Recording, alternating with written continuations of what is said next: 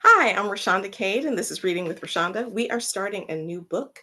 It is The Marrow of Tradition by Charles Chesnutt. We have read Charles Chesnutt before. We read The House Behind the Cedars. And like most of the books, it's been a long time since I've read them, so I don't really remember what happens in it. I did, however, read the first chapter because I did a whole reading of the first chapter that got disappeared. So we're starting over, and I am going to read you from the inside that talks about Charles Chesnutt. Then I'll read you the back cover and then we'll get started. Born in Cleveland, Ohio in 1858, Charles Waddell Chesnutt was raised in North Carolina, where he served as a teacher and principal in black public schools before returning to Cleveland to pursue a double career as the head of a legal stenography firm and as a fiction writer. Although he was perhaps the best known African American author of fiction in his day, achieving his first critical success in the short stories collected in The Conjure Woman, 1899, and The Wife of His Youth and Other Stories of the Color Line, 1899, Chestnut was never able to make a living from writing alone. His three published novels, The House Behind the Cedars, 1900, which we read, The Marrow of Tradition, 1901, which we are about to read, and The Colonel's Dream, 1905, as well as his 1899 biography of Frederick Douglass, secured his reputation, if not his wide popularity. Chestnut was awarded the Spingarn Medal for Distinguished Literary Achievement by the NAACP in 1928, and he died in 1932. Mercy, I am so hot. Oh my gosh. If you just see sweat streaming down my face, just it's hot. All right, the back cover. The Marrow of Tradition, a fictional anatomy of America's harsh betrayal of the promise of racial equality.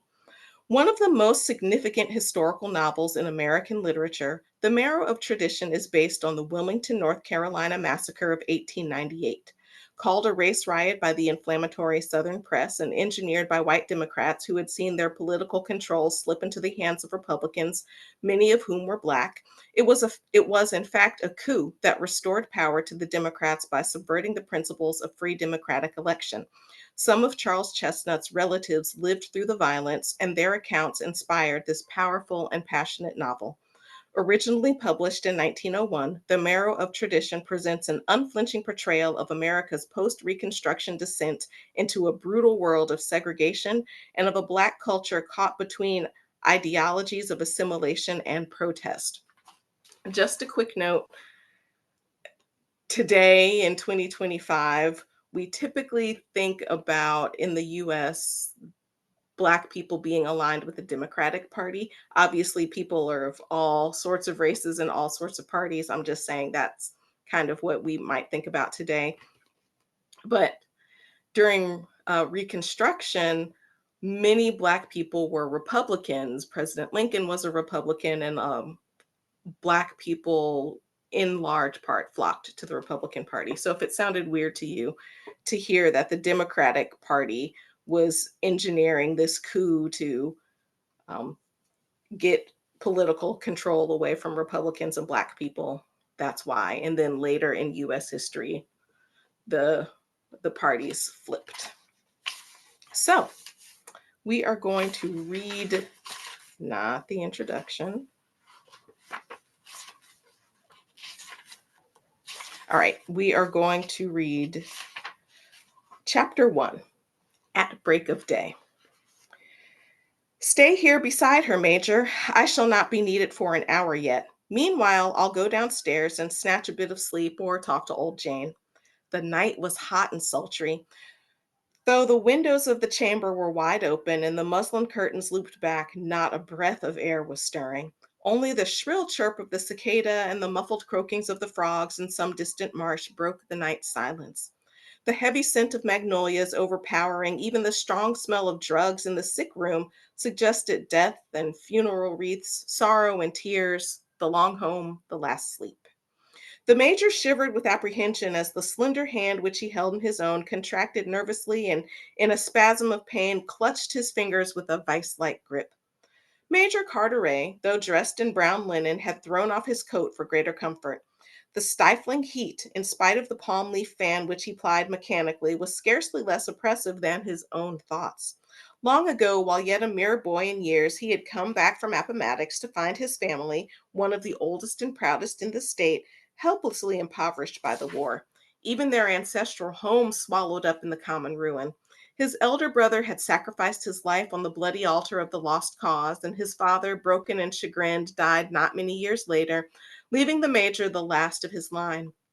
He had tried in various pursuits to gain a foothold in the new life, but with indifferent success until he won the hand of Olivia Markel, whom he had seen grow from a small girl to glorious womanhood. With her money, he had founded the Morning Chronicle, which he had made the leading organ of his party and the most influential paper in the state. The fine old house in which they lived was hers. In this very room she had first drawn the breath of life. It had been their nuptial chamber, and here too, within a few hours, she might die. For it seemed impossible that one could long endure such frightful agony and live.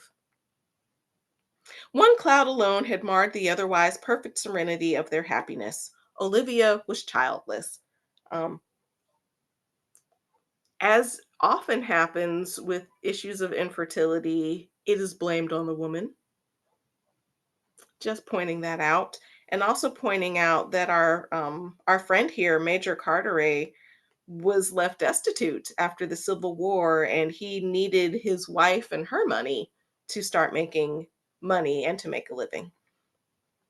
One cloud alone had marred the otherwise perfect serenity of their happiness. Olivia was childless. To have children to perpetuate the name of which he was so proud, to write it still higher on the roll of honor, had been his dearest hope. His disappointment had been proportionately keen. A few months ago, his dead hope had revived and altered the whole aspect of their lives. But as time went on, his wife's age had begun to tell upon her until even Dr. Price, the most cheerful and optimistic of physicians, had warned him, while hoping for the best, to be prepared for the worst. To add to the danger, Mrs. Carteret had only this day suffered from a nervous shock, which it was feared had hastened by several weeks the expected event. So they were childless. Um, and at some point, Olivia, Mrs. Carteret, got pregnant. Hooray! She apparently was at advanced maternal age. I know nowadays advanced maternal age is considered 35. I'm not sure what it was considered back then, but there seems to be grave danger with this pregnancy, and it looks as if Olivia might die. Dr. Price went downstairs to the library where a dim light was burning. An old black woman dressed in a gingham frock with a red bandana handkerchief coiled around her head by way of turban was seated by an open window. She rose and curtsied as the doctor entered and dropped into a willow rocking chair near her own. "How did this happen, Jane?" he asked in a subdued voice, adding with assumed severity, "You ought to have taken better care of your mistress."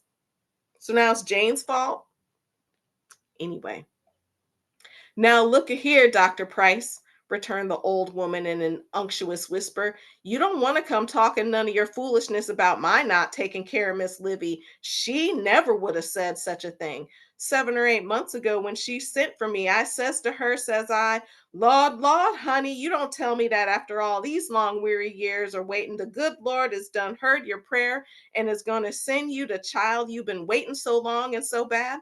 Bless his holy name.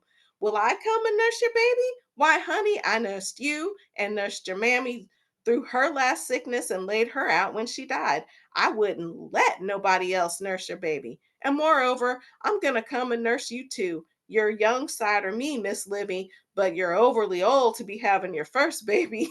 And you'll need somebody round, honey, what knows all about the family and their ways and their weaknesses. And I don't know who'd that be if it wasn't me.' 'Deed, Mammy Jane,' says she, 'there ain't nobody else I'd have but you. You can come as soon as you want to and stay as long as you mind to.' And here I is, and here I'm gonna stay, for Miss Livy is my old mistress's daughter." Oops, turn 2 pages. "And my old mistress was good to me, and they ain't none of her folks gonna suffer if old Jane can help it." "Your loyalty does you credit, Jane," observed the doctor, But you haven't told me yet what happened to Mrs. Carteret today. Did the horse run away or did she see something that frightened her? No, sir. The horse didn't get scared at nothing, but Miss Livy did see something or somebody, and it wasn't no fault of mine or hern either. It goes further back, sir, further than this day or this year. Does you remember the time when my old mistress, Miss Livy's upstairs mammy died? No? Well, you was probably way to school then studying to be a doctor, but I'll tell you all about it.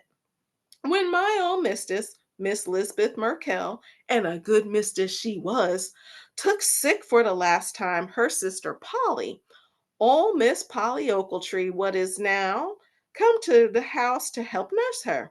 Miss Livy upstairs yonder was about 6 years old and the sweetest little angel you ever laid eyes on. And on her dying bed, Miss Lisbeth asked Miss Polly for to stay here and take care of her child, and Miss Polly, she promised. She was a widow for the second time and didn't have no children and could just as well come as not. But there was trouble after the funeral, and it happened right here in this library. Marse Sam was setting by the table when Miss Polly come downstairs, slow and solemn, and stood there in the middle of the floor all in black till Marse Sam sot a chair for her. Well, Samuel, says she, now that we've all we can for poor Elizabeth, it only remains for us to consider Olivia's future. Marse Sam nodded his head, but didn't say nothing. I don't need to tell you, says she, that I am willing to carry out the wishes of my dead sister and sacrifice my own comfort and make myself your housekeeper and your child's nurse for my dear sister's sake. It was her dying wish, and on it I will act if it is also yours. Marse Sam didn't want Miss Polly to come, sir, for he didn't like Miss Polly. He was scared of Miss Polly. I don't wonder, yawned the doctor, if she was anything like she is now. Was, sir, for she was younger and stronger. She always would have her say no matter about what, and her own way no matter who posed her. She had already been in the house for a week, and Marse Sam knowed if she once come to stay, she'd be the mistress of everybody in it and him too. But what could he do but say yes? "Den it is understood, is it," says Miss Polly when he had spoke, "that I am to take charge of the house?" "All right, Polly," says Marse Sam with a deep sigh. Miss Polly allowed he was sighing for my po dead mistus, for she didn't have no idea or his feelings towards her.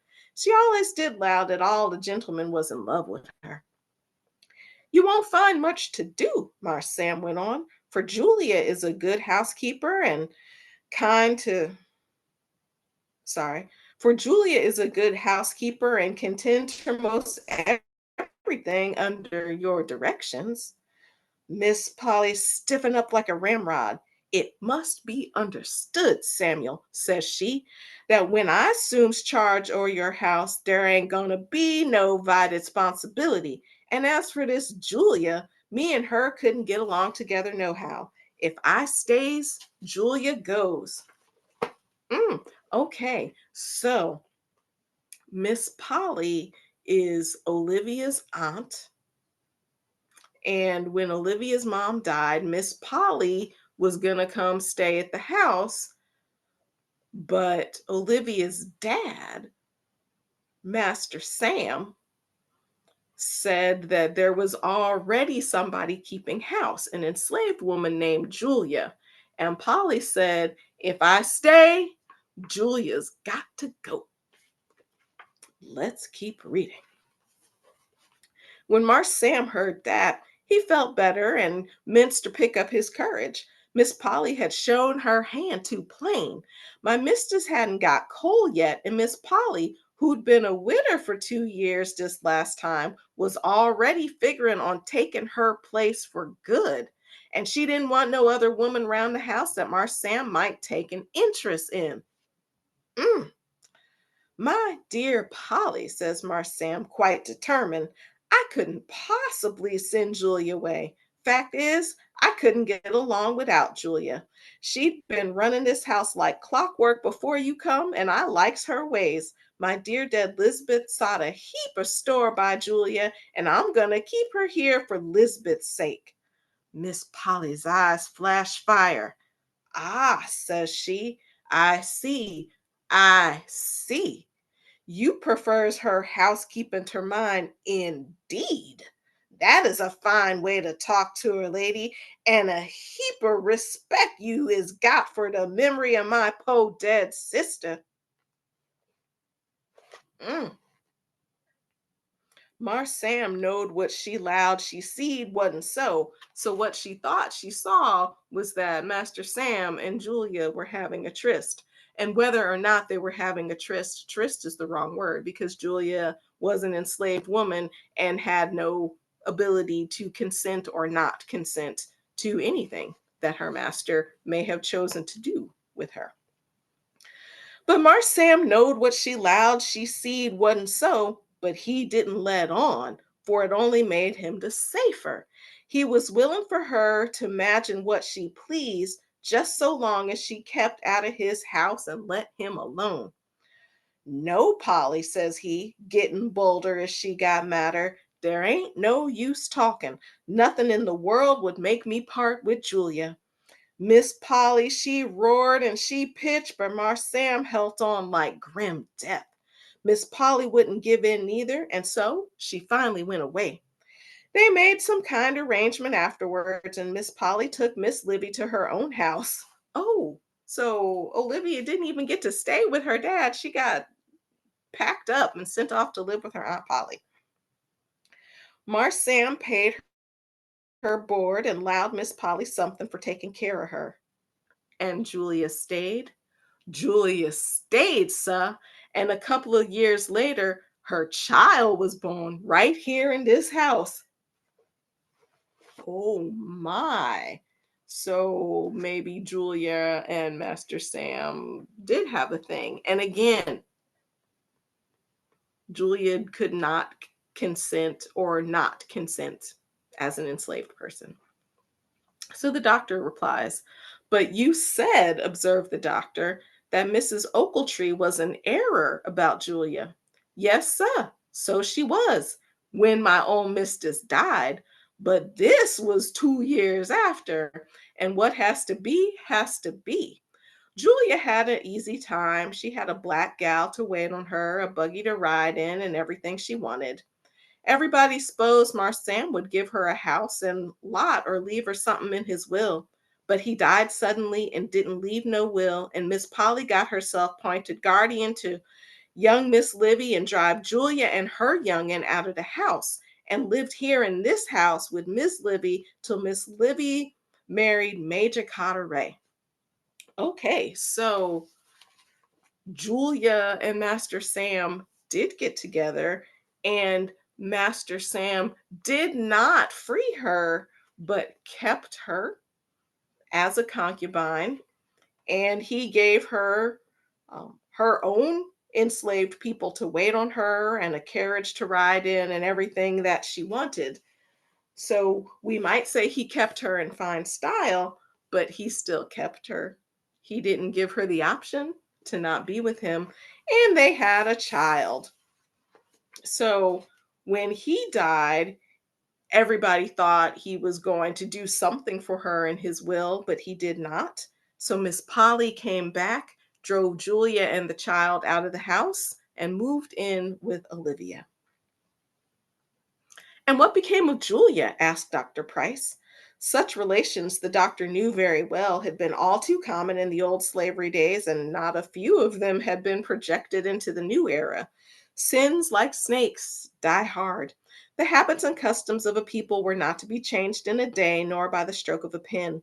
As family physician and father confessor by brevet, Dr. Price had looked upon more than one hidden skeleton, and no one in town had had better opportunities than old Jane for learning the undercurrents in the lives of the old families.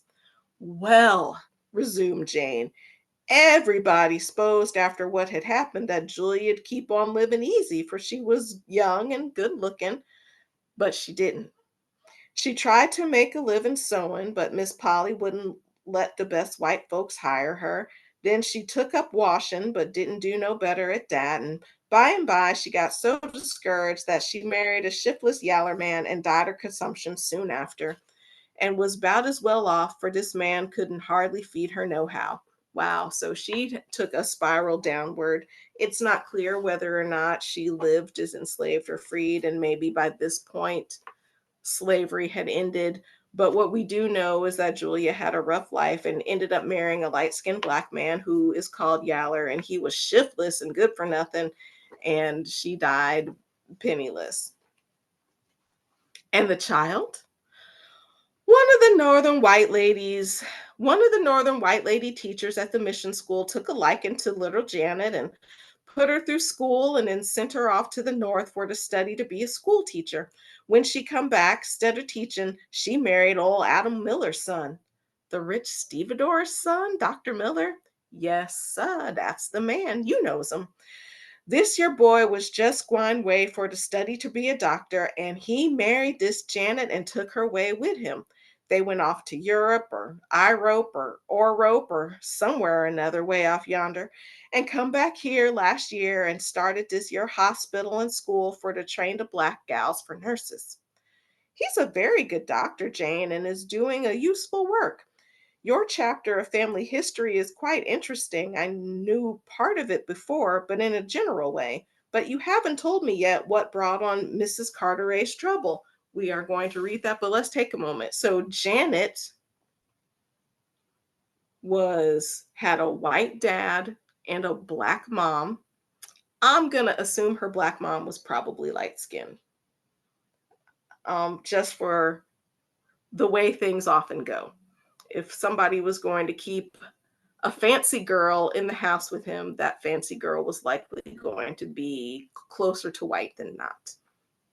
So we have Janet with a white father and a black mother who probably was pretty light skinned herself. So Janet is even closer to white skin than her mother likely was. And she married a white man. And I just can't skip over that, that she married a white man who is a doctor. At least from all I can tell, this doctor is a white man. I just didn't I didn't want us to bypass that as we were reading. All right, so Dr. Price continues talking. He's a very good oops. Yeah, we'll go there. He's a very good Dr. Jane and is doing a useful work. Your chapter of family history is quite interesting. I knew part of it before in a general way, but you haven't yet told me what brought on Mrs. Carteret's trouble. I'm just coming to that this minute, sir. What I've been telling you is all a part of it. This year, Janet, what's Miss Livy's half sister, is much like her as if they was twins. Oh, man. So they look that much alike. Oh my gosh. Olivia and Janet. Folks sometimes take them for one another. I suppose it tickles Janet most to death, but it do make Miss Livy ripping. And then way back yonder, just after the war, when the old Carteret mansion had to be sold, Adam Miller bought it. And this year, Janet and her husband is been living in it ever since old Adam died about a year ago. And that makes the major mad because he don't want to see colored folks living in the old family mansion what he was born in. Okay, so maybe Dr. Miller is black. I don't know. And like I'm actually excited that I don't know because I love that Chesnutt is not relying on color cues to help us know who the people are that we're talking about. He's just describing them as people, and people are people regardless of their race. So I actually like that quite a lot in what he is doing. And I appreciate that in other books when I see that as well. So now I'm going to assume that Dr. Miller is a black man. But uh, we do know for sure Janet must be pretty light skinned if people get her and Olivia mixed up. All right. Oh, and Dr. Miller and his wife Janet bought the old Carteret family mansion. So now Black people are living in the Carteret mansion, and Carteret, Miss the Major, is hot. All right. And moreover, and that's the worst of all, whilst Miss Livy and had no children before, this your sister of hern is got a fine looking little yaller boy what favors the family, so that if Miss Livy'd see the child anywhere, it most break her heart for to think about her not having no children herself. Okay, that makes me think more that Dr. Miller is Black. I mean, I don't know what his skin color might be, but if Janet is light skinned and their child came out yellow, that makes me think he's probably darker than she is. And y'all know I'm interested in the color politics. All right, so Janet has a little boy, and Olivia couldn't even have children. Oh, man. So yesterday, when Miss Livy was out riding and met this year Janet with her boy, and when Miss Livy got to studying about her own chances and how she might not come through safe, she just had a fit of hysterics right there in the buggy. She was almost home and William got her here, and you knows the rest. Let's pause for just one more minute. Jane can tell a story. Go ahead, Jane. Major Carteret from the head of the stairs called the doctor anxiously. You had better come up. You had better come up. You had better come along up now, Jane, said the doctor. For 2 long hours they fought back the grim specter that stood by the bedside. The child was born at dawn. Mother and child, the doctor said, would live. All right. Bless its little heart, exclaimed Mammy Jane as she held up the tiny mite, which bore as much resemblance to mature humanity as might be expected of an infant which had only for a few minutes drawn the breath of life. Bless its little heart. It's the very spittin' image or its pappy. The doctor smiled. The major laughed aloud. Jane's unconscious witticism or conscious flattery, whichever it might be, was a welcome diversion from the tense strain of the last few hours. Be that as it may, said Dr. Price cheerfully, and I'll not dispute it. The child is a very fine boy indeed. Take care of it, Major, he added with a touch of solemnity, for your wife can never bear another. With the child's first cry, a refreshing breeze from the distant ocean cooled the hot air of the chamber. The heavy odor of the magnolias, with its mortuary suggestiveness, gave place to the scent of rose and lilac and honeysuckle. The birds in the garden were singing lustily. All these sweet and pleasant things found an echo in the major's heart. He stood by the window and, looking toward the rising sun, breathed a silent prayer of thanksgiving. All nature seemed to rejoice in sympathy with his happiness at the fruition of this long deferred hope, and to predict for this wonderful child a bright and glorious future. Old Mammy Jane, however, was not entirely at ease concerning the child. She had discovered under its left ear a small mole, which led her to fear that the child was born for bad luck. Had the baby been black or yellow or poor white, Jane would unhesitatingly have named as his ultimate fate a not uncommon form of taking off, usually resultant upon the infraction of certain laws, or in these swift modern days upon too violent a departure from established social customs. So that sounds like if the child had been any shade of African American or poor white, Jane would have thought that this child would have met a not good fate, either from crime or it sounds like a duel. It says usually resultant upon the infraction of certain laws, that could be a crime, or in these modern days upon too violent a departure from established social customs, that could be a duel. I'm just thinking through what these things might be, but at any rate, Jane had concerns.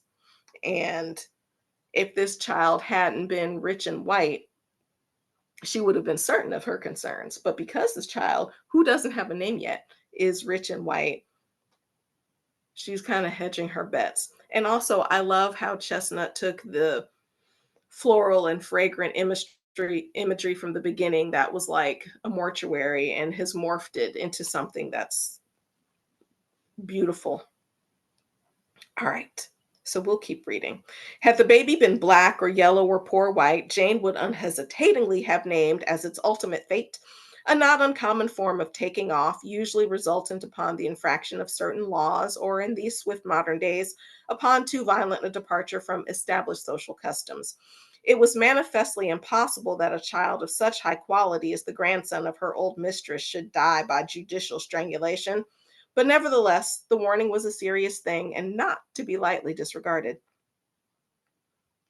Oh, or that could be a hanging then, if we're talking about judicial strangulation. That's quite a way to put it. Not wishing to be considered as a prophet of evil omen, Jane kept her own counsel in regard to this significant discovery.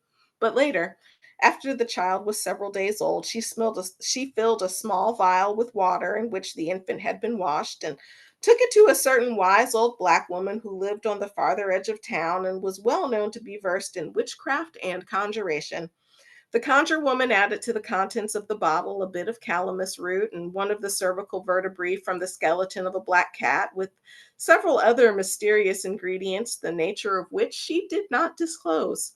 Following instructions given her, Aunt Jane buried the bottle in the Carteret's backyard one night during the full moon as a good luck charm to ward off evil from the little grandson of her dear mistress, so long since dead and gone to heaven. And that is chapter one of The Marrow of Tradition by Charles Chesnutt. I'm Rashonda Kate. This is Reading with Rashonda. Until next time.